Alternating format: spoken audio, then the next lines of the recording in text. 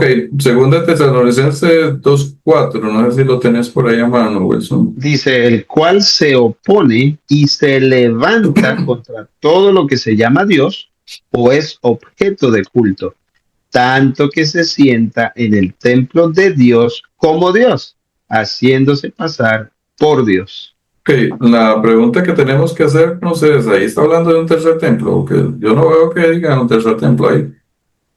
No, pero sí dice un templo de Dios como Dios, Nada es más dice que correcto. se va a sentar en el templo de Dios como Dios, haciéndose pasar por Dios. Lo que tenemos que hacer aquí, tan fácil como esto, Wilson, es preguntarle al apóstol Pablo qué era para él el templo de Dios. Perfecto.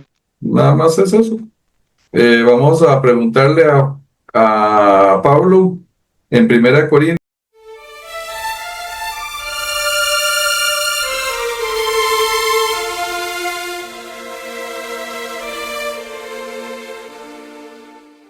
Hola amigos, ¿cómo les va? Nosotros aquí muy felices de tenerlos nuevamente a ustedes por este canal, el canal de cada uno de ustedes, y hoy con un tema muy, muy interesante. Vamos a desarrollar Segunda de Tesalonicenses, capítulo 2, y entonces vamos a ver, bueno, ya el video que vimos, la primera parte sobre el dispensacionalismo, pues supimos quién era el anticristo, pero ahora vamos a analizar mediante Segunda de Tesalonicenses, capítulo 2. ¿Cuál es ese templo en donde se sienta el anticristo? Entonces Perfecto. es un tema ahí que la gente lo despedaza y la verdad que está lástima, pero vamos ahorita a entender paso a paso cómo es que este versículo tiene que ser interpretado. Wilson, ¿cómo va todo por allá?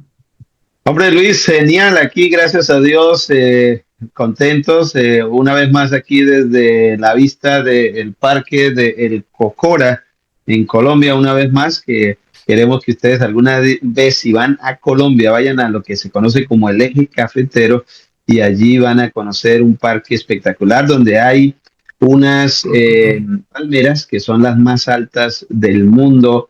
Ellas se crían en las montañas a miles y miles de metros de altura, de 2000 para arriba, y son realmente, ese es el árbol nacional de Colombia y está el Parque del Cocora, donde realmente hay una fauna y una belleza natural maravillosa. Así que Luis, hoy muy colombianos, venimos aquí, pero también desde el centro de la Florida, saludando a cada uno de ustedes, mis amigos. Espero que desde ya ustedes pongan ese pulgarcito arriba, ese like para que podamos seguir compartiendo estos mensajes. Si a ustedes les encantó el tema, como a mí, el tema sobre el dispensacionalismo, el tema de hoy promete estar realmente especial, así que saquen papel, lápiz y listos para comenzar. Vamos a tener una palabra de oración y nos metemos de lleno en esta temática. Oremos, amigos. Querido Señor, gracias por regalarnos la vida nuevamente, por permitirnos llegar hasta este momento. Quisiéramos que el tema de hoy sea una bendición para todos los oyentes, que aquellos que tienen algunas dudas, aquellos que están confundidos con este asunto, que escuchan tantas voces, tantas interpretaciones, puedan, al estudiar con nosotros esta temática, tener claridad y que puedan así entonces, utilizando las escrituras, tener una base sólida para seguir analizando y creyendo en la palabra y la consistencia del método histórico a la hora de descifrar las escrituras, especialmente las profecías. Queremos, Señor, pedirte también que por favor bendigas los hogares a los cuales va a llegar esta transmisión. En tu nombre maravilloso, Jesús, lo pedimos. Amén. Eh, Le comentaba yo a Wilson ahorita, antes de que empezara la grabación, que el tema del dispensacionalismo, bueno, gracias a Dios ya lleva alrededor de 1000 visualizaciones, pero no ha sido fácil, Uh -huh. porque el tema es un tema que la plataforma tiende a ocultar por los temas allí tratados. Son temas muy sensibles para ciertas doctrinas que andan ahí volando que favorecen a sistemas de pensamientos políticos que son los que al final manejan muchas de las plataformas. Entonces, lo que hemos tratado es, ya que por YouTube o por Google Ads ha sido y muy difícil, pues, que el video llegue a más personas, entonces he tratado de hacerlo a través del Facebook de Logos Publicaciones. Ujú. Sin embargo, esa publicidad de Logos Publicaciones en Facebook, en relación a ese video, es publicidad paga, ¿verdad? Entonces, y la publicidad es más cara en Facebook que en Google Ads. Entonces, sí, yo les quería pedir, bueno, que nos ayudaran siempre, como lo mínimo, ahora que le hemos pedido, con un like o compartir. Si pueden dejar el comentario, pues que nos lo dejen. Y por qué no, sería bueno, si está dentro de sus posibilidades, ayudarnos a nosotros, incluso con alguna donación, pues también se los agradecemos, porque no solo va a pasar con ese tema, van a pasar con otros temas, ¿verdad? Aquí en Sí. muchas cosas, pues nosotros estamos nadando contra corriente. Entonces, si nos pudieran ayudar, que Dios los bendiga y se los agradecemos de todo corazón. Bueno, Luis, una ujú. pregunta. En caso de que alguien decida y tenga la posibilidad de hacer una donación a nivel financiero, ¿cómo lo haría? Bueno, si están en Costa Rica a través del Simpe Móvil, que está relacionado con el número de teléfono de Logos Publicaciones, el número, bueno, ahí va a aparecer en pantalla, es 6417-2440. Desde ahí, cualquier persona aquí en Costa Rica puede hacer su donativo. Y si viven fuera de Costa Rica, sería a través de PayPal. Y el enlace a PayPal yo lo voy a dejar en la caja de comentarios. Y desde allí también nos pueden mandar algo desde el exterior, ¿verdad? A través Fantástico. de PayPal. Ujú. Bueno, entonces, vamos a ir al libro de Segunda de Tesalonicenses, entonces, el capítulo 2. Este es Perfecto. bueno, antes que eso, vamos a dar un trasfondo, Wilson. Si querés, tal vez nos contás de la historia de los templos que han habido Ujú. bíblicamente hablando. Ahora, la gente está esperando un Entiendo. tercero, pues ya han habido dos.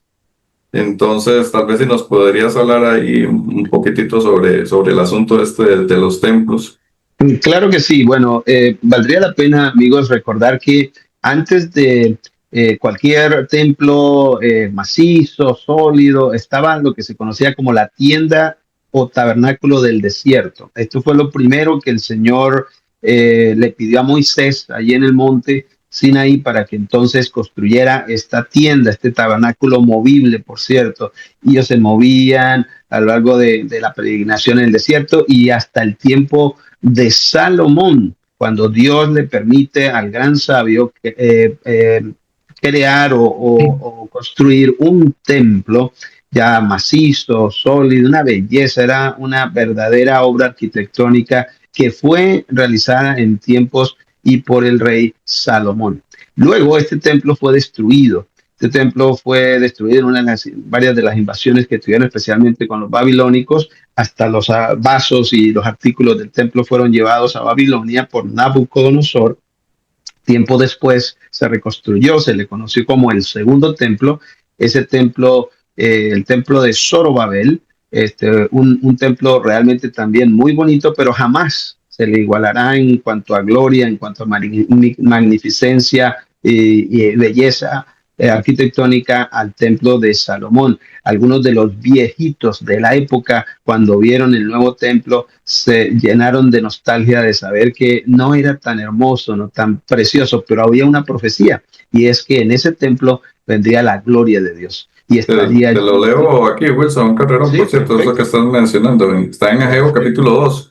Ajá, genial. Dice, porque así dice Jehová de los ejércitos, de aquí a poco yo haré temblar los cielos y la tierra, el mar y la tierra seca, y haré temblar a todas las naciones, y vendrá el deseado de todas las naciones, y Wow. llenaré de gloria esta casa, ha dicho Jehová de los ejércitos. Y la gloria del segundo templo terminó siendo más grande que la del primero por la simple razón de que el propio Hijo de Dios estuvo en él.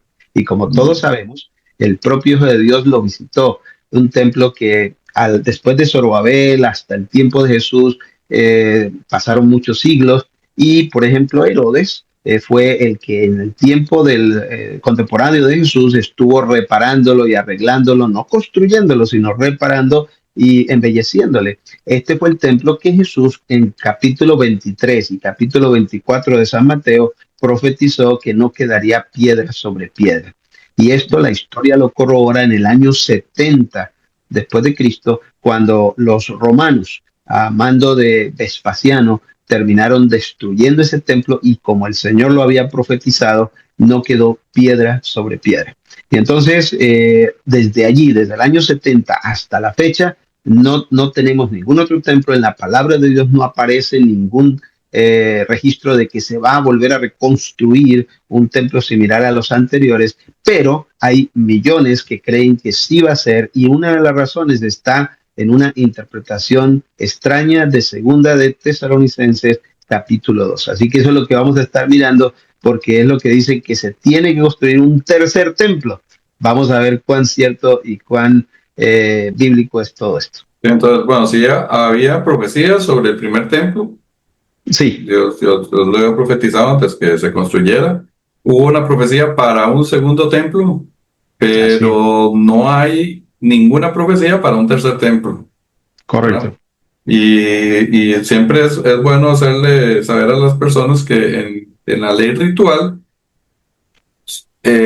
donde debía estar el santuario, donde debía estar el templo, era donde Dios había dicho, no podía ser en otro lugar, ¿verdad? Ahí solamente se podía realizar la ley ritual.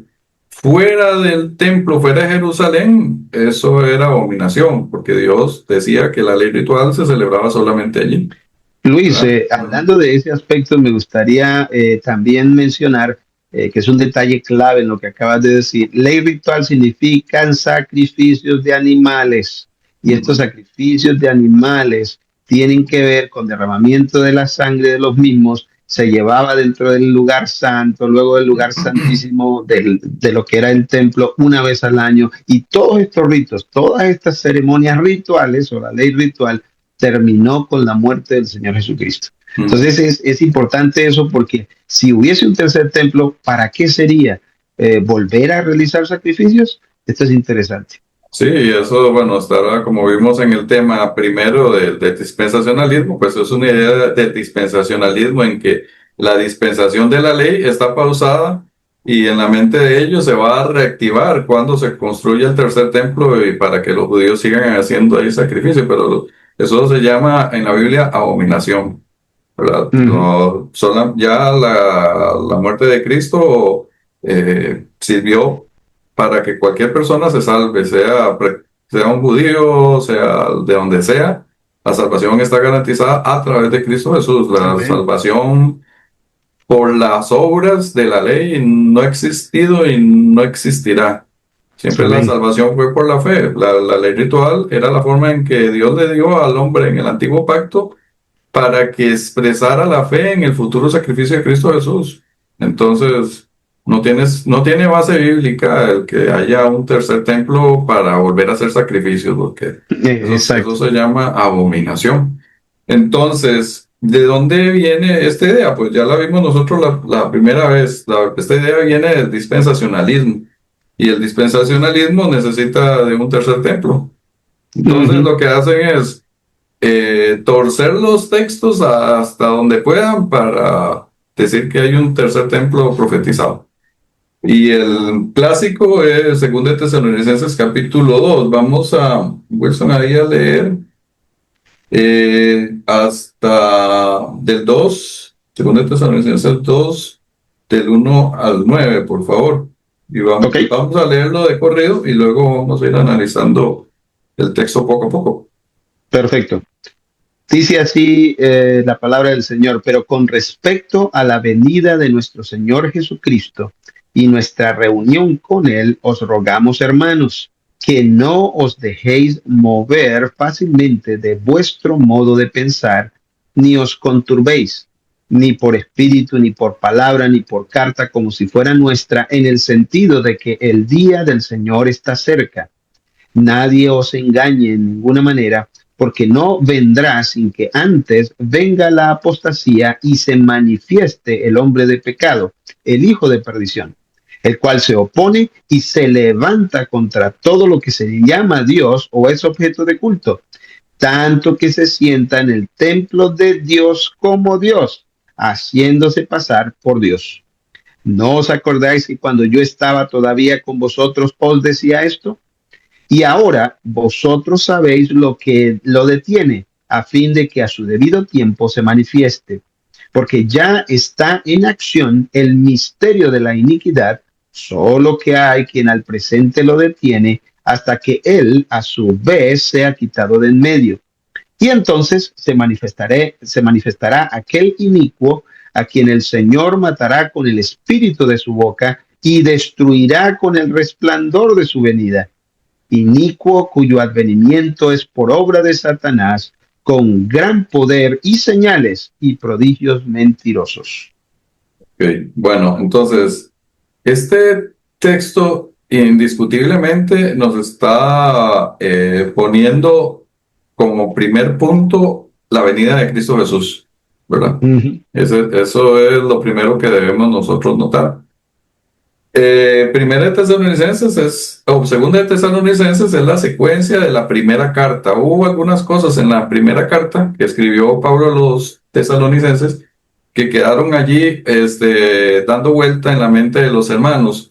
Y el tema de la segunda venida, Wilson, es un tema que tocó ya Pablo en su primera carta. Vamos a ir a Primera Tesalonicenses, el capítulo 4. Capítulo 4, vamos a leer hasta el 17. Ok, del 1 al 17. Del 13 al 17. Oh, 13 al 17. Dice así: tampoco queremos, hermanos, que ignoréis acerca de los que duermen, para que no os entristezcáis como los otros que no tienen esperanza. Porque si creemos que Jesús murió y resucitó, así también traerá Dios con Jesús a los que durmieron en él. Por lo cual os decimos esto en palabra del Señor, que nosotros que vivimos, que habremos quedado hasta la venida del Señor, no precederemos a los que durmieron, porque el Señor mismo, con voz de mando, con voz de arcángel y con trompeta de Dios, descenderá del cielo, y los muertos en Cristo resucitarán primero.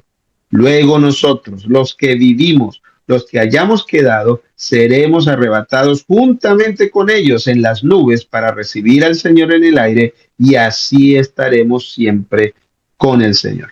Ok, una de las cosas que tuvo que haber causado la confusión en esta parte que está hablando de la venida del Señor, de hecho es el título que tiene desde el versículo 13, es que para Pablo parecía como que la venida del Señor se iba a dar en sus días. Exacto. Porque él dice, luego nosotros, los que vivimos, los que hayamos quedado, seremos arrebatados juntamente con ellos en las nubes para recibir al Señor. Entonces, muchos hermanos dijeron, bueno, la venida del Señor va a ser en este tiempo. Porque, inminente. Sí, es inminente, va a ser ya, porque va a ser en los días en que el apóstol Pablo va a estar vivo.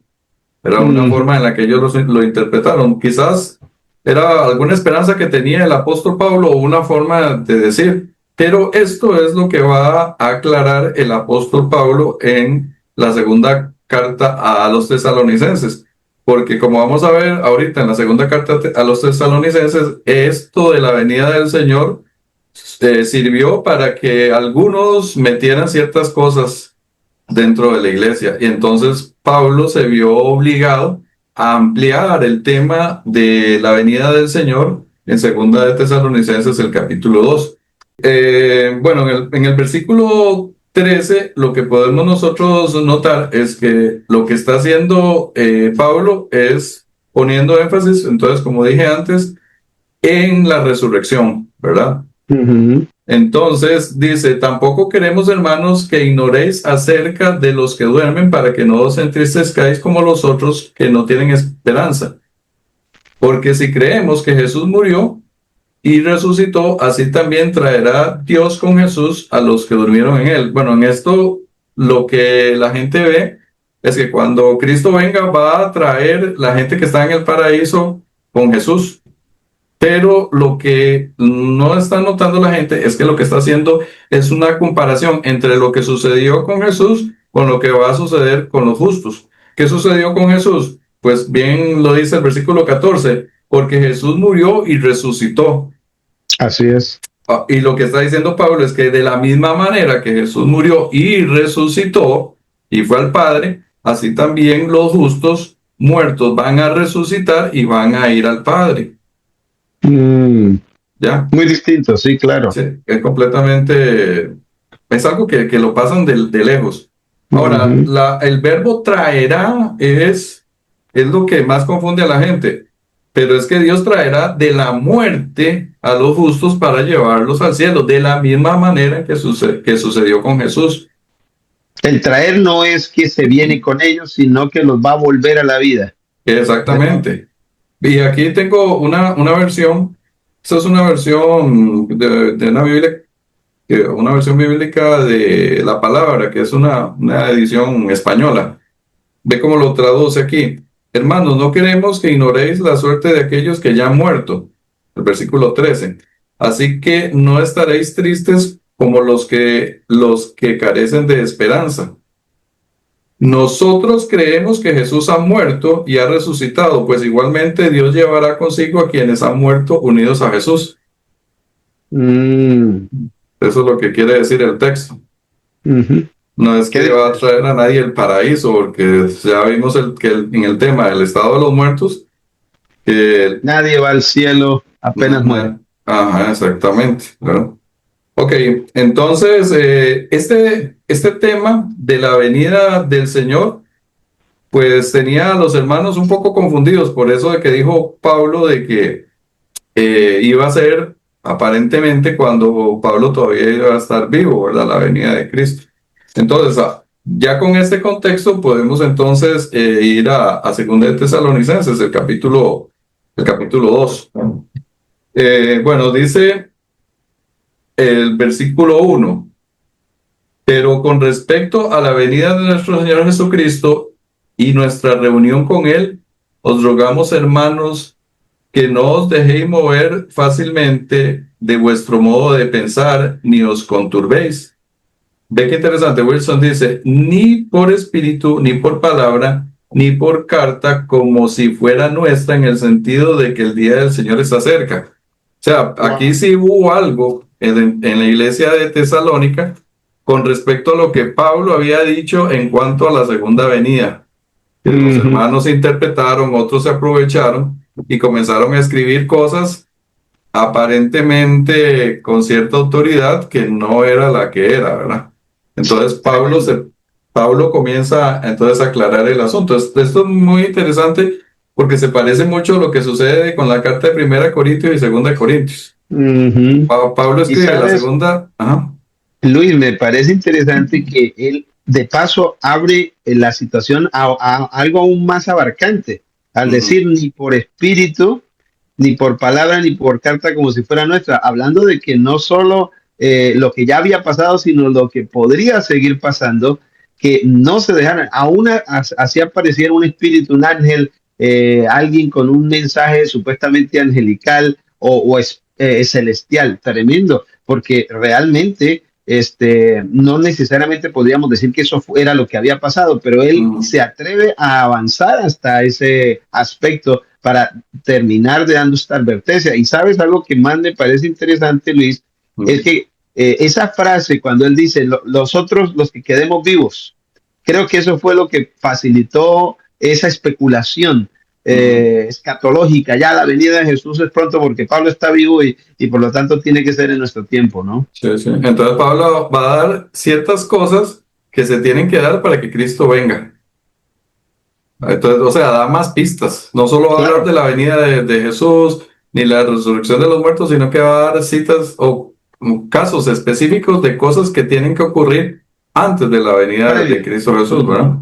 Entonces, dice el versículo 3, nadie os engañe en ninguna manera, porque no vendrá sin que antes venga la apostasía. Ve qué interesante, dice, no, a una apostasía general, no, es una apostasía específica. Exacto. Es una apostasía específica que tiene que darse antes de la segunda venida de Cristo. Y dice, y se manifieste el hombre de pecado, el hijo de perdición. Ahora, este famoso hombre de pecado e hijo de perdición está relacionado con el anticristo. Está relacionado con el cuerno pequeño de Daniel, capítulo 7. Y esto no es solo a nivel protestante, sino también a nivel católico. Se sabe que este es el cuerno pequeño. Exacto. Ok. Ahora, el asunto es cómo nosotros sabemos que es el anticristo. Bueno, primero que todo, Wilson, la palabra anticristo puede tener dos significados. La palabra anti en griego puede ser en contra, pero también en vez de. En lugar de. Bueno, por ejemplo, un caso en la Biblia, Herodes Antipas. Herodes Antipas lo que quiere decir es el Herodes que gobernó en vez del papá. ¿Ya? Entonces, anti no solamente puede significar en contra, sino que en lugar de Cristo. O sea, este sistema es un sistema que va a gobernar en vez de Cristo, pero también va a gobernar en contra de Cristo. Okay, por eso es el anticristo. Pero otra cosa muy interesante y pistas que tiene este versículo es que dice que y se manifieste el hombre de pecado. Eso es una clave, ok, porque, bueno, debemos empezar por el ABC, que es pecado. La única definición bíblica la encontramos en 1 Juan 3:4. Todo aquel que comete pecado infringe también la ley, pues el pecado es infracción de la ley. O sea, quiere decir que este hombre de pecado, este sistema, es un sistema que va en contra de la ley de Dios. Tremendo. Incita a otros a pecar. Pero vámonos, Wilson, ahí si me puedes ayudar con Daniel el capítulo 7.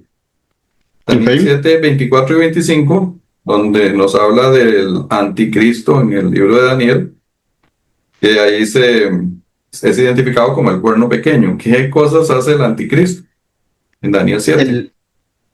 7, 24 y 25 dice, y los 10 cuernos significan que de aquel reino se levantarán 10 reyes, y tras ellos se levantará otro, el cual será diferente de los primeros, y a 3 reyes derribará, y hablará palabras contra el Altísimo, y a los santos del Altísimo quebrantará, y pensará en cambiar los tiempos y la ley, y serán entregados en su mano hasta tiempo y tiempos y medio tiempo.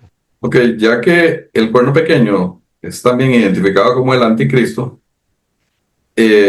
pues sobresale a todas luces aquí de que una de las cosas que va a hacer el anticristo es modificar la ley. Los tiempos y la ley, así es. Entonces, realmente el anticristo de Tesalonicenses capítulo 2 es el mismo cuerno pequeño de Daniel capítulo 7. Exactamente. Y ya vimos en el tema anterior que el anticristo es el sistema papal. Así es. Ok, entonces ahorita nuestros amigos están viendo en pantalla los 10 mandamientos tal cual están en la Biblia, contrastados con los 10 mandamientos tal cual están en el catecismo de la Iglesia Católica. Y, por ejemplo, el primer mandamiento dice, según la Biblia, no te harás dioses ajenos delante de mí. Pero en el catecismo de la Iglesia Católica dice, no habrá para ti otros dioses delante de ti. ¿Te parece, no? Ahí no hay ningún problema. Pero veamos el segundo, dice, no te harás imagen ni ninguna semejanza. Pero el segundo de la Iglesia Católica dice, no tomarás el nombre de Dios en vano. Ya hay un cambio. Ahí es completamente diferente. Y es un cambio que por supuesto beneficia a la Iglesia Católica, porque la Iglesia Católica, la gran base de la Iglesia Católica está en la idolatría. Número 3 dice, no tomarás el nombre de Dios en vano, pero el mandamiento número 3 en el catecismo dice, santificarás las fiestas. Muy diferente. El número 4 dice, acuérdate del sábado para santificarlo. El número 4 en el catecismo dice, honra a tu padre y a tu madre. El quinto en la Biblia dice, honra a tu padre y a tu madre, pero en el catecismo dice, no matarás. El sexto en la Biblia dice, no matarás, pero el sexto en el catecismo dice, no cometerás actos impuros. El séptimo en la Biblia es, no adulterarás, pero el séptimo en el catecismo dice, no robarás. El octavo en la Biblia dice, no robarás, pero el octavo en el catecismo dice, no dirás falso testimonio ni mentiras.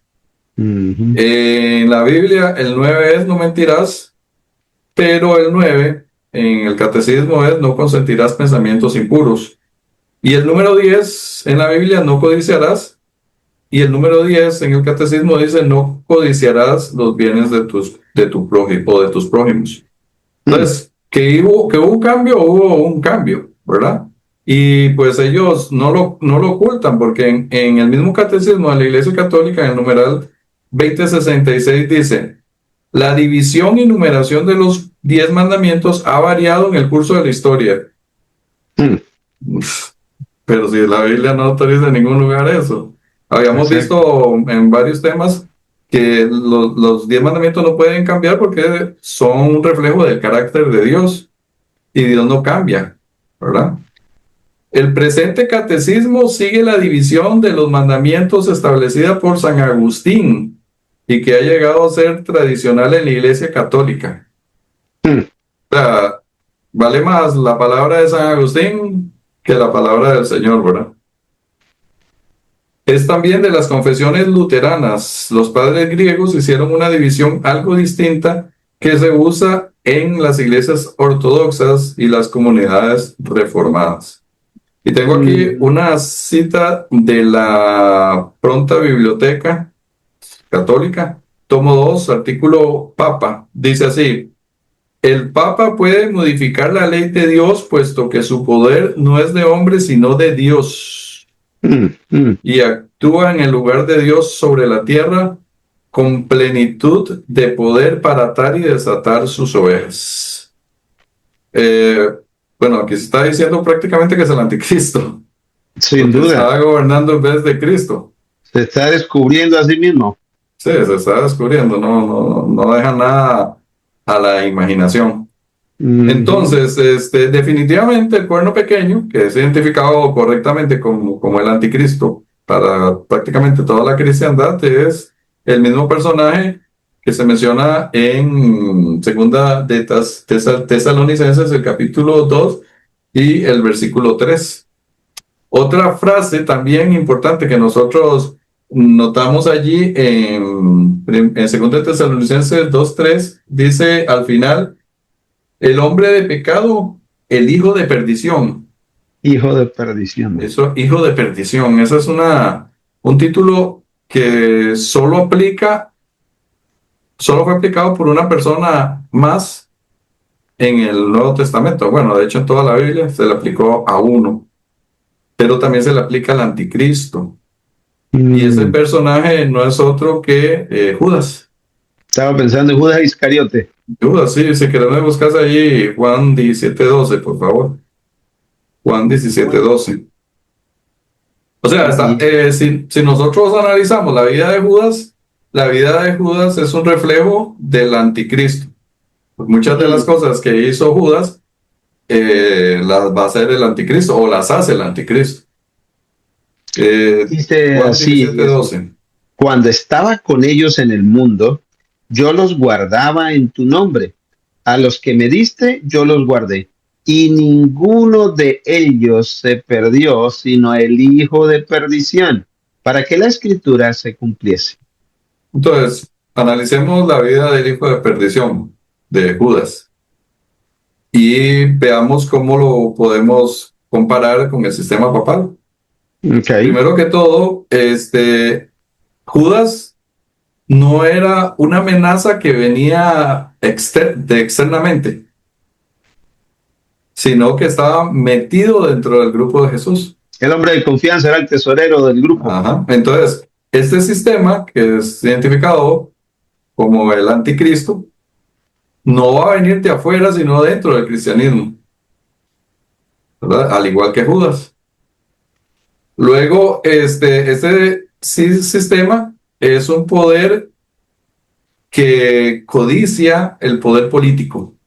Ujú. ¿Por qué? Porque Judas lo que quería era que Jesús gobernara tal cual, ¿verdad? Tal cual la tenían ellos en la mente, que era un Mesías que iba a reinar aquí como cualquier presidente o cualquier rey. Bueno, en la época antigua eran reyes. Y iba a someter a todas las demás naciones, sobre todo al Imperio Romano. Y entonces Israel iba a tener una gloria mucho mayor que la que tuvo en la época de David y Salomón, Ujú. ¿verdad? Entonces, este sistema que nosotros ahora sabemos que es el anticristo es un sistema que va a estar pensando más en los bienes materiales, en el poder político, tiene una ambición política, tiene una ambición por poder y no está centrado en las cosas espirituales. Y Lo mismo que diríamos, sucedió con Luis, Judas. que está pensando en sí mismo y no Ujú, necesariamente en darle gloria ujú. al Dios que deberíamos, como en este caso Jesús, de servirlo realmente, Sí, ¿no? Jesús claramente dijo, mi reino no es de este mundo. Jesús estaba hablando de un reino espiritual, ¿verdad? Ujú, exactamente. Ok, la otra característica que nosotros podemos notar en Judas es súper notable en él, es que él sentía o fingía amor por los más necesitados, ¿verdad? Pero era para sacar provecho propio, Sí, ¿verdad? Eso lo podemos ver ya que estás ahí en Juan. En Juan vamos a ver el capítulo 12, versículos 4 al 6. ok, 12:4 al 6 nos Ajá. dice, y dijo uno de sus discípulos, Judas Iscariote, hijo de Simón, el que le había de entregar. ¿Por qué no fue este perfume vendido por 300 denarios y dado a los pobres? Pero dijo esto no porque se cuidara de los pobres, sino porque era ladrón y teniendo la bolsa sustraía de lo que se echaba en ella. Ok, interesante. Fingía amor por los necesitados, pero lo que quería era sacar provecho propio. Tremendo. ¿Hace o no hace el sistema papal lo mismo? Yo no sé si, bueno, yo sí estoy mucho al tanto de lo que son cuestiones de noticias, pero hace poquito, ahorita no me recuerdo exactamente la fecha, pero fue, hará 2 años, tal vez 3 años, mucho. Hubo un escándalo en el Vaticano porque se destapó, bueno, eso de malversación de fondos es algo muy habitual en la Iglesia Católica, pero esto fue un escándalo demasiado evidente, puesto que se había tomado dinero que supuestamente era para los pobres y se gastó en inversiones de bienes raíces Mm, y otro tipo de inversiones. ¿Estarás Se hablando de compra. Batilix? No, Batilix, Batilix vamos. no, sino, además aquí tengo del diario Clarín de Argentina, Ok, ok. dice, el Vaticano usó 726 millones donados a los pobres para múltiples negocios opacos. Se Mm, compraron unos apartamentos de lujo en Londres y en otras ciudades, muchos para beneficio de los mismos prelados, otros apartamentos fueron para hacer negocio, pero la plata se había recogido con para los otro fin, pobres. imagínense. A ningún pobre le llegó ni un 5. Y no estamos Ah, hablando aquí de 4 pesos, son 726 millones donados a los pobres para múltiples negocios opacos. Y sí. luego dice, sigue diciendo el diario, el dinero habría ido en un 77% a las filiales de Credit Suisse y gestionados en operaciones financieras que según el magistrado muestran irregularidades, además de abrir escenarios inquietantes de peculado y otros delitos. Y esto es Terrible. algo que en la Iglesia Católica es súper recurrente. Qué Y pena, ¿no? uno lo ve en todos los lugares del mundo, pedir para los pobres, pedir para los pobres, pedir para los pobres. Pero, Escuchaba días atrás, Luis, viene a mi memoria un comentario que hizo Diego Armando Maradona, el gran astro del fútbol mundial y el argentino de los más famosos de la historia.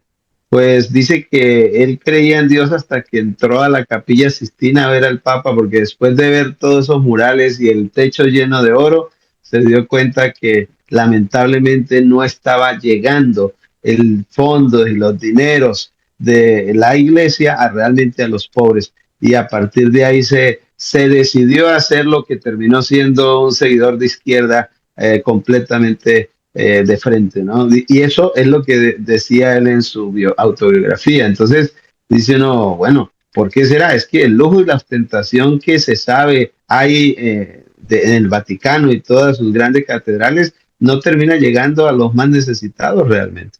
¿no? La Iglesia Católica es la iglesia con las mejores propiedades a nivel internacional. De las iglesias católicas están en los centros, sea un pueblo grande o pequeño, en el centro está ahí la Iglesia Católica.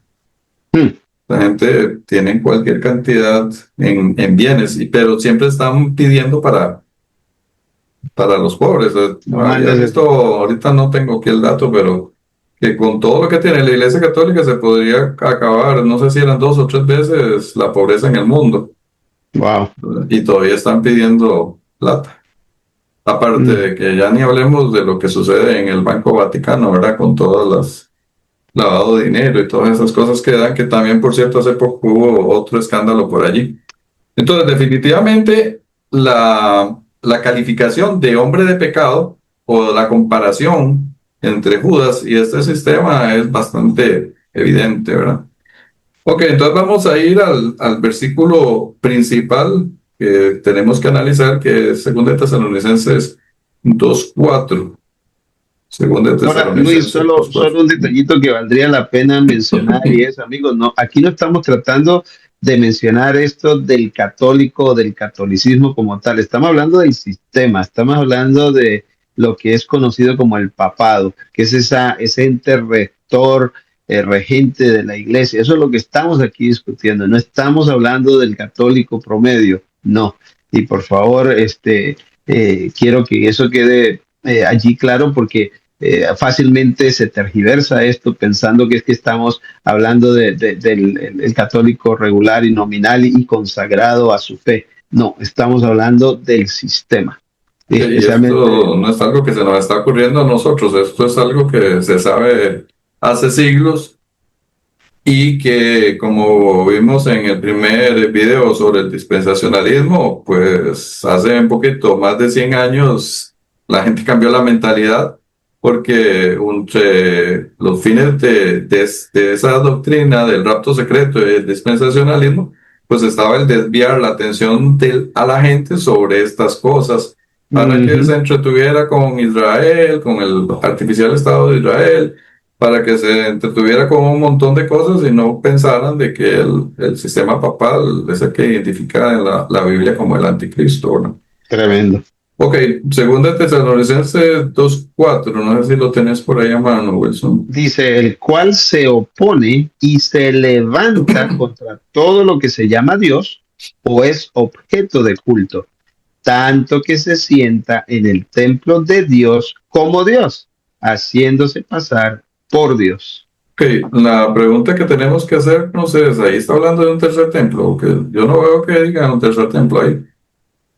No, pero sí dice un templo de Dios como Dios, Nada es más dice que correcto. se va a sentar en el templo de Dios como Dios, haciéndose pasar por Dios. Lo que tenemos que hacer aquí, tan fácil como esto, Wilson, es preguntarle al apóstol Pablo qué era para él el templo de Dios.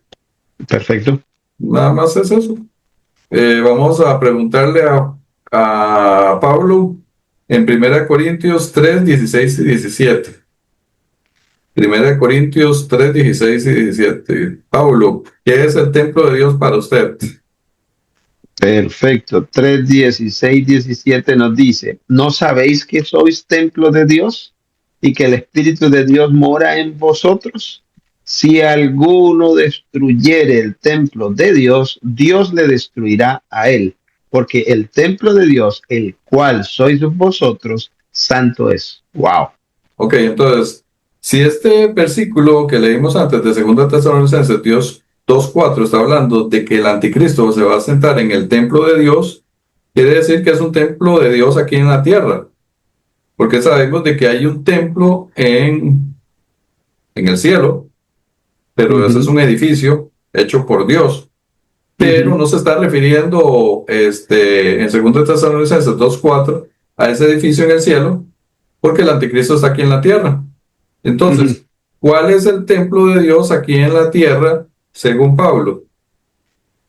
Nosotros, la iglesia, cada ujú, uno de los hijos de Dios es templo de Dios aquí en la tierra. ¿Por qué? Porque en nosotros mora Dios, ujú, ujú. ¿verdad? Entonces, ¿qué significa esto? Que el anticristo se va a sentar dentro del cristianismo, porque acordémonos de que el hombre de perdición no sale de afuera, sino que viene de adentro. El hijo de perdición, El correcto. hijo de perdición viene de adentro y se sienta en la iglesia haciéndose pasar por Dios. Ujú. Eso es simplemente. Tenemos otros So, textos ahí, de 1 por Corintios. ejemplo, Luis, si te sigo correctamente, sería cuando una persona eh, creyente, fiel, seguidor de la doctrina, por ejemplo, católica romana, se habla de Papa, todo cambia de una vez. Para él es Dios en la tierra, es el representante de Cristo en la tierra, su nombre es santo. Si lo puede ver, entonces se inclina a él, se arrodilla a él, hay que besarle el anillo, hay que ir vestido de manera distinta. Todos quisieran tener una audiencia con él. Se le tiene con una estima y un respeto admirable que, repito, es una veneración casi como que estuvieran delante de la presencia de Dios. Y para la doctrina dice que estás nada más y nada menos que el vicario de Dios, con el representante de Dios aquí en la tierra, que es el Jesucristo en la tierra. Entonces, allí es donde creo que es lo que estás acabando de mencionar, ¿correcto? La persona al escuchar Papa, todo cambia y como que él ocupa el lugar de Dios en ese sentido. Está ocupando ese lugar que Cristo debió ocupar. Y creo que, Luis, verlo de esa manera es muy potente, porque Sí. entonces son 1.4 billones de personas que están también con eso y otros tantos que todavía sienten un respeto y una admiración grande por este personaje Más no histórico. hay que olvidar el asunto del ecumenismo, ¿verdad? Porque a través del ecumenismo, que es la unión de todas las iglesias bajo el liderazgo del Papa, pues también ahí El mundo está, entero. se cumple el asunto del templo, que se sienta en el templo de Dios como Dios haciéndose pasar por Dios. Ve qué interesante, se sienta en el templo de Dios como Dios anticristos o anticristo, Ujú. ¿qué significa? En vez de En Dios lugar. Ujú. o en vez de Cristo, más bien, ¿verdad? Anticristo. Exacto. Entonces, pues, de veras que este es el anticristo, Mm, mm. porque se sienta en el templo de Dios como Dios haciéndose pasar por Dios. Wow. Yo creo que Yo- suena duro es- y toda la cosa, pero y no, ¿qué podemos nosotros hacer? Decir las cosas tal cual son, no estamos inventando Ujú. nada. Inventar sería decir que aquí está hablando de un tercer templo. Correcto. Porque ahí lo que estaríamos es torciendo el texto hasta no dar más, sin Algo ninguna más, otra Luis. cita bíblica. Otra pregunta que de seguro alguno de nuestros amigos la tendrá posiblemente en su mente y es, para el tiempo en el que está siendo escrito segunda de Tesalonicenses, ¿acaso no estaba todavía el templo de Jerusalén en pie? ¿Es acaso más o menos en esa época No, todavía faltaba unos añitos, para ser pero destruido? Entonces la ujú, pregunta la hago por lo siguiente. Ese templo, si es que fuera algo físico, si fuera algo como algunos lo tratan de forzar el texto a dar en la interpretación, no sería del tercero. No tendría sentido. Tendría que ser del que también Jesús estuvo en él. Sí, Ese estaría templo hablando todavía Pablo del estaba. segundo, no del Claro, tercero. Sí, sí, claro. es un buen punto, sí. Sí, sí, sí. Porque ni siquiera se había destruido el segundo y Pablo como ya está hablando de un tercero. De un tercero. No Sí, tiene sentido. sí, sí. Es interesante eso también. Ok, primera de Corintios 6:19, Wilson está por ahí cerquita. Ok.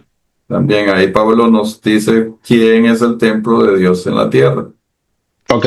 1 Corintios 6:19. 19.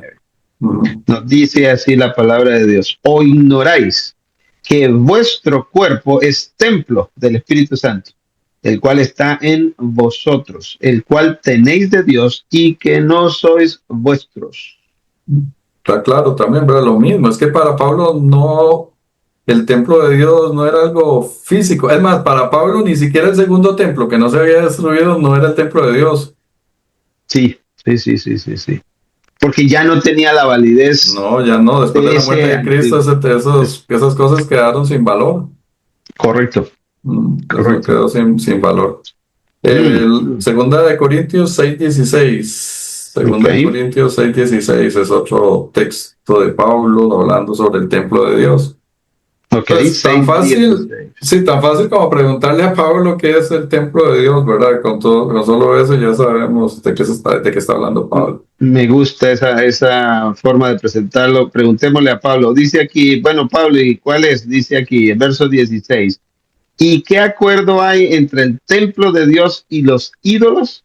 Porque vosotros sois el templo del Dios viviente, como Dios dijo, habitaré y andaré entre ellos y seré su Dios, y ellos serán mi pueblo.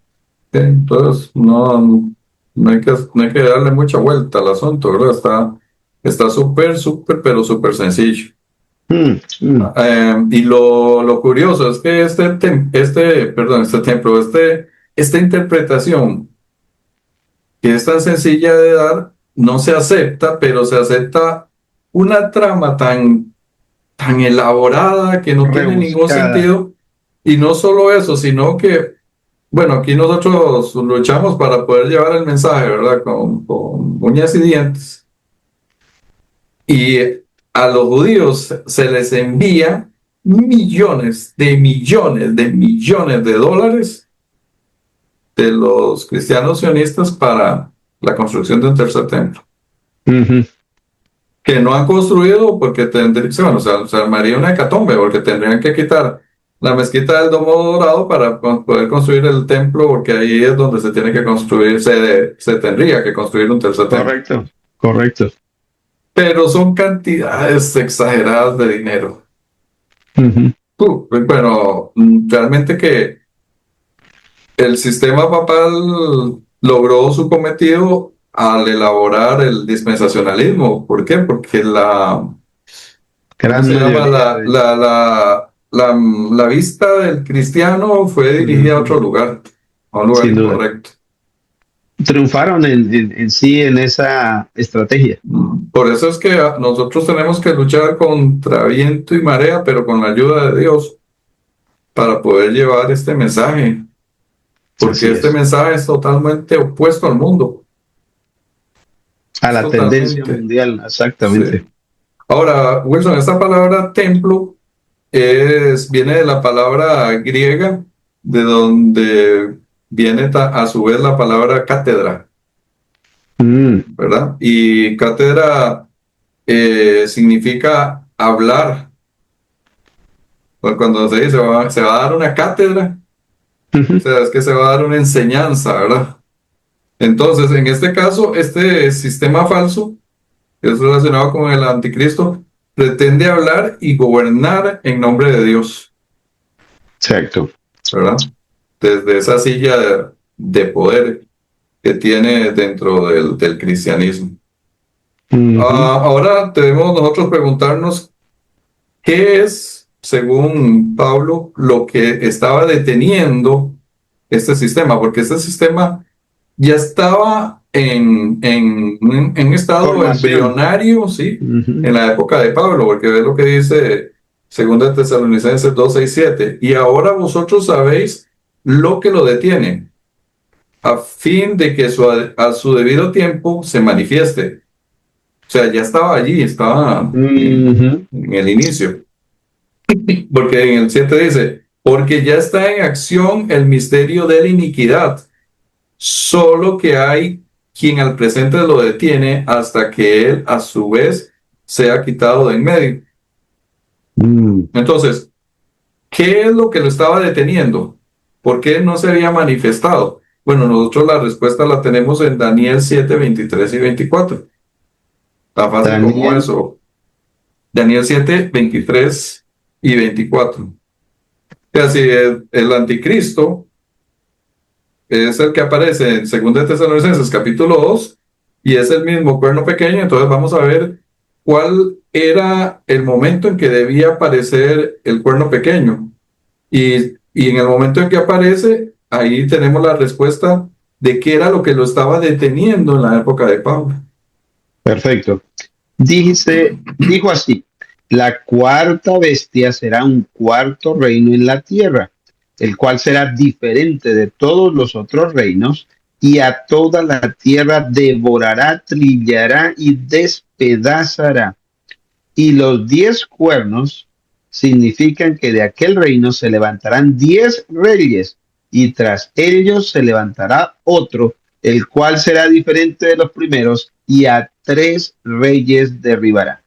Entonces, el cuarto imperio, para los que ya vieron el primer video, era el Roma, ¿verdad? La Roma imperial. La Roma imperial como tal, era un dragón. Estaba simbolizado por un dragón. Entonces, la última etapa de esa evolución de este monstruo es precisamente el anticristo. Entonces, tenemos primero el imperio romano. Ese imperio se dividió luego en 10 tribus y hasta al final, cuando 3 de esos reinos son quebrados, aparece el cuerno pequeño. O sea, el cuerno pequeño tenía que aparecer no en la época del Imperio Romano, en la época en que vivía Pablo. ¿Por qué? Porque el Imperio Romano, todo lo que se oponía a ellos era desbaratado. El emperador era un dios y se le adoraba como dios. Así es. Entonces, ¿qué es lo que estaba deteniendo a este sistema? Lo estaba deteniendo precisamente el Imperio Romano. Correcto. No era otra cosa. Ahora, ¿por qué Pablo no dice el Imperio Romano directamente? Y porque Pablo nos estaría metiendo en un problema grandísimo. Cualquier cosa dicha contra el imperio era pena de muerte.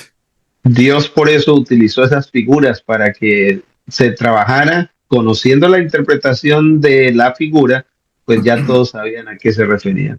Sí, pero bueno, era nada más de ir a Daniel capítulo 7 y saber que entonces cuál era la respuesta. Entonces ahora vamos a poder entender 2 Tesalonicenses 2:6-7. Y ahora vosotros sabéis lo que lo detiene a fin de que a su debido tiempo se manifieste. O sea, había un tiempo específico en el que él iba a aparecer. Porque ya está en acción, o sea, ya estaba ahí ese sistema. Porque ya está en acción el misterio de la iniquidad. Ahora, esta palabra iniquidad también tiene que ver con la ley. Con el quebrantar la ley. Es una palabra que tiene que ver con eso. Nada más que ahí está dicho como iniquidad. Dice, solo que hay quien al presente lo detiene, hasta que él a su vez sea quitado de en medio. O sea, este poder va a tener un final, ¿verdad? También. Ok, entonces, esto que estamos diciendo, que hemos visto en Daniel capítulo 7, ya era una interpretación que los hermanos sabían desde antes que la Iglesia Católica se levantara. Te voy a leer, por ejemplo, una cita de San Juan Crisóstomo, que es del año, bueno, él vivió entre el año 347 y el año 407. Ve lo que dice. Como Pablo designa a la potencia romana, ha debido hablar en términos indirectos, que es lo que estaba diciendo yo antes. No podía decir que el Imperio Romano era lo que lo estaba deteniendo. Boom. Voy a empezar de nuevo. Como Pablo designa la potencia romana, ha debido hablar en términos indirectos y velados porque no querría suscitar gratuitamente odios y exponerse a inútiles peligros. Si hubiese predicho efectivamente que de ahí a poco se desmoronaría esa potencia, habría sido inmediatamente exterminado como enemigo público y todos los fieles con él como soldados que marcharan bajo sus órdenes. Cuando haya desaparecido el Imperio Romano de la tierra, aparecerá aquel, el anticristo. Ya la gente desde la antigüedad lo tenía bien claro. Tenía el panorama profético delante de ellos. Sí, esto no era algo que se iba a revelar al final de los tiempos, ya los hermanos lo sabían. Pero es asombroso, Wilson. Los hermanos lo sabían hace miles de años, o 1000 y pico de años. Correcto. Y ahora con tanta información que tenemos ahora y no lo saben. No, le tiran a todo tipo de personajes, de individuos, desde Elon Musk hasta en su momento Hitler, Mussolini, en su momento también. Y el dispensacionalismo no sabe ni quién, porque es un anticristo, pero no se sabe quién es, ni cuándo va a aparecer, no sabe nada, pero bueno, va a haber un anticristo. Correcto. Ok, tengo otra cita aquí más vieja todavía que la anterior. Este es desde un Tertuliano. El Tertuliano nació en el 160 y murió en el 225. Y dice, ¿qué obstáculo sino el Imperio Romano cuyo desmembramiento entre las manos de 10 reyes conducirá al reinado del anticristo? Wow. Repítelo, por favor, Luis. Qué tremenda esa cita. Sí, dice, ¿qué obstáculo sino el Imperio Romano cuyo desmembramiento entre las manos de 10 reyes conducirá al reinado del anticristo? Wow. Claro, tenían absolutamente. Es que ellos lo tenían súper claro. Es que esto, yo te aseguro, Wilson, que la gente que nos está escuchando estará un montón de ellos sorprendidos como si esto, bueno, no lo hubiéramos inventado ahorita, pero es tan viejo como el cristianismo. Histórico. Viejísimo. Sí. Pero ahora, en la época que nosotros vivimos, que es una época de información, si vos querés aprender cualquier cosa, está ahí a la mano del teléfono, y ahora la gente es más ignorante que nunca. Porque la gente está pensando, como dicen los mexicanos, en pajaritos teñados. La gente no investiga, nada más llega lo que se le dijo el domingo en la iglesia y si fue cierto, no fue cierto, no importó, nada más llegó y... No importó. Y cumplí. Se tragó lo que le dijeron. Ok, en segunda de Tesalonicenses, el capítulo 2, los versículos 8 y 9, tenemos unos textos muy particulares, Wilson, porque estos textos no están hablando exactamente ya aquí del anticristo como tal, sino de una manifestación satánica que va a haber al final de los tiempos, en el que Satanás se va, ¿cómo se llama? Personificar a la segunda venida de Cristo para engañar a muchos. Y realmente los que creen en el dispensacionalismo, esto se lo van a tragar. Si querés me buscas ahí, segunda Tesalonicenses 2, 8 y 9. Y entonces se manifestará aquel inicuo a quien el Señor matará con el espíritu de su boca y destruirá con el resplandor de su venida. Inicuo cuyo advenimiento es por obra de Satanás, con gran poder y señales y prodigios mentirosos. Ok, esta manifestación sí se va a dar precisamente en la segunda venida de Cristo, o antes de la segunda venida de Cristo más bien, porque la palabra que se utiliza ahí es la palabra parusía, que se utiliza siempre para hablar de la segunda venida de Cristo. La aparición de Jesús. Ajá, entonces dice, y entonces se manifestará aquel inicuo a quien el Señor matará con el espíritu de su boca y destruirá con el resplandor de su venida. Inicuo, cuya parucía, en griego, la parucía es la segunda venida de Cristo. O sea, va a haber una... Este tema lo estamos así tocando rápido, pero es un tema que vamos a ver cuando veamos Apocalipsis. Lo estamos ahorita sacando porque está en Segunda de Tesalonicenses. Entonces, inicuo cuyo advenimiento es por obra de Satanás. O sea, es un engaño de Satanás esta segunda venida de Cristo.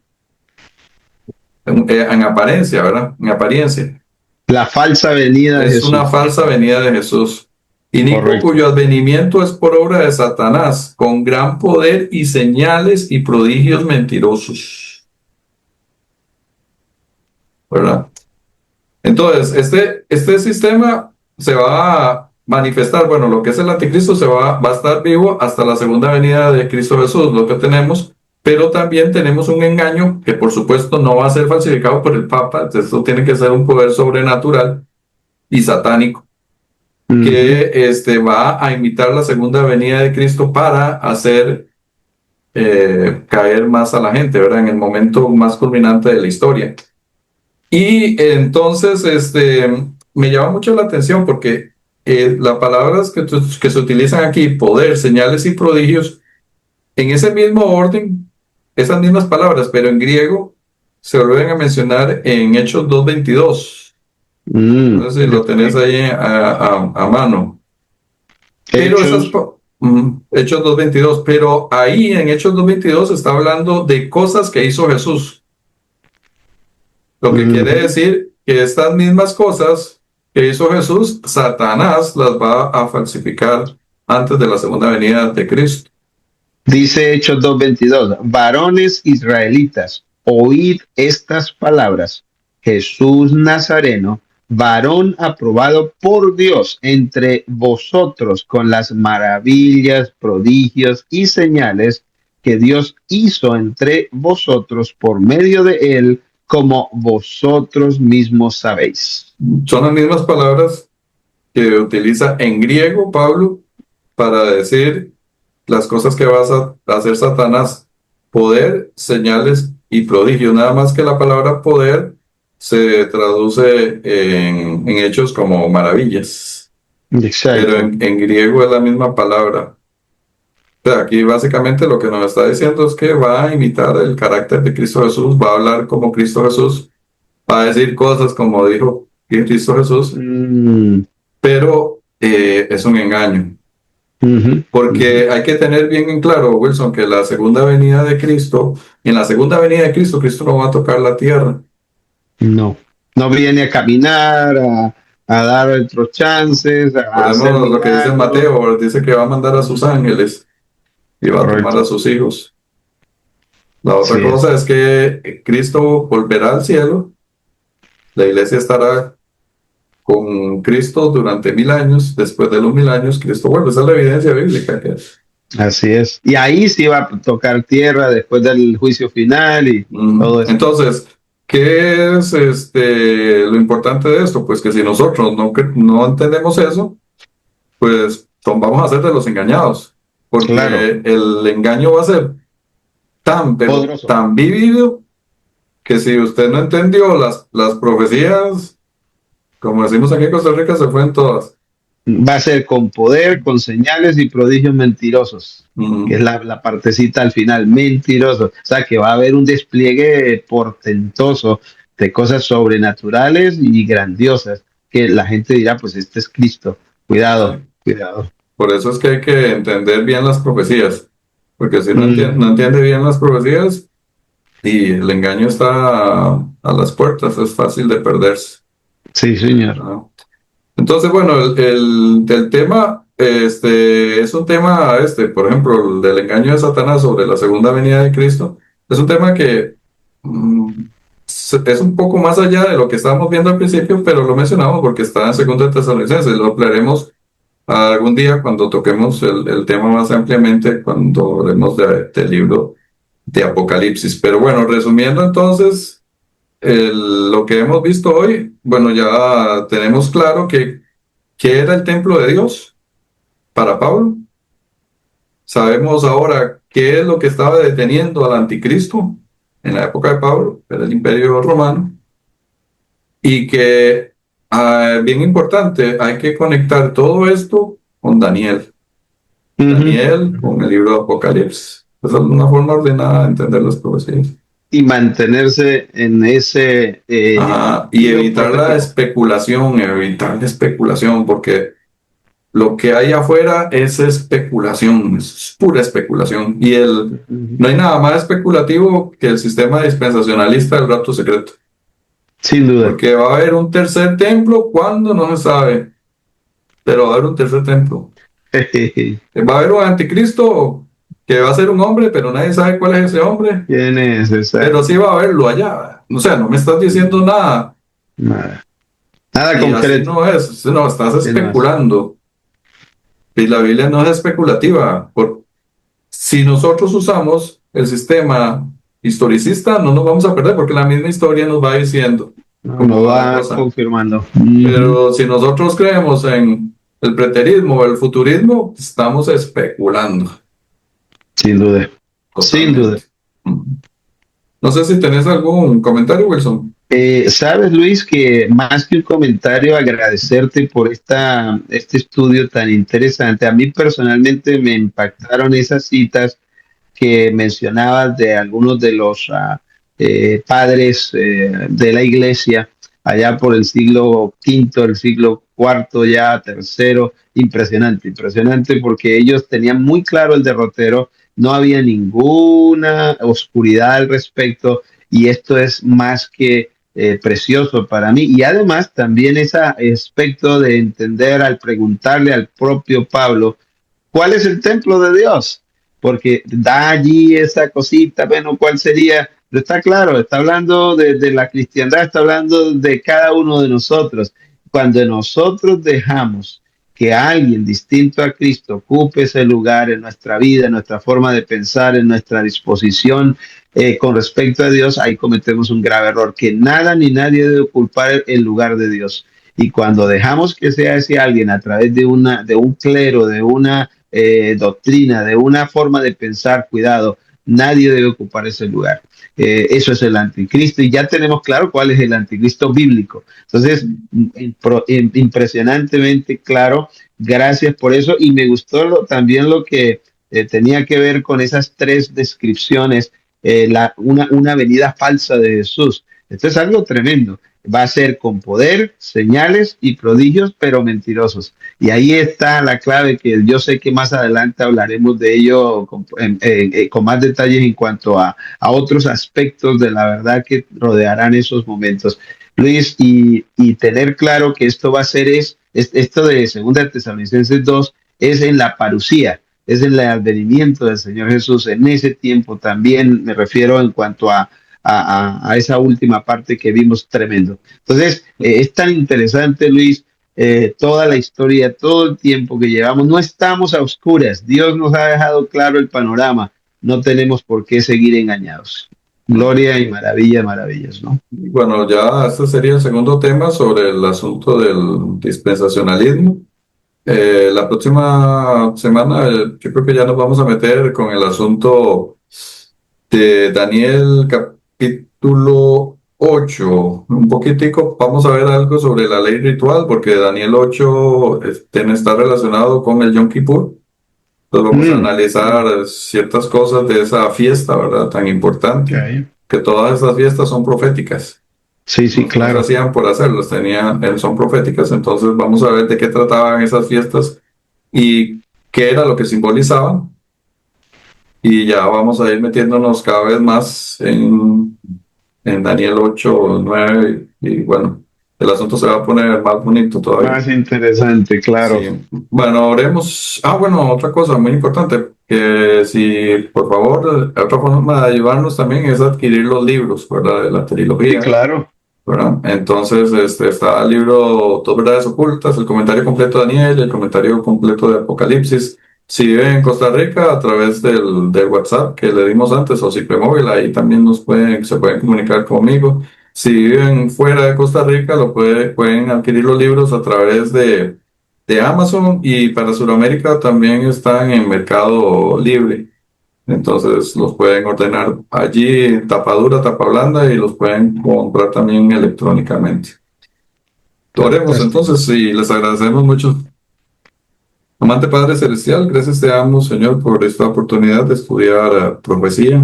Gracias te damos, Señor, por no tenernos en la oscuridad, sino que con la ayuda de tu Santo Espíritu estamos avanzando en esta luz que es tu palabra. Gracias te damos, Señor, porque cada día aprendemos un poquito más. Ayúdanos a poder guiar a otras personas en este conocimiento y que lo que aprendamos lo podamos poner por obra y compartirlo ampliamente en este mundo para poder acelerar tu venida, para ya salir de este mundo lleno de pecado, destrucción, muerte, guerra. Quédate, Señor, con cada uno de nosotros, y todo esto te lo pedimos y agradecemos en el nombre de Jesús. Amén. Amén. Que el Señor les bendiga. Bendiciones, mis amigos.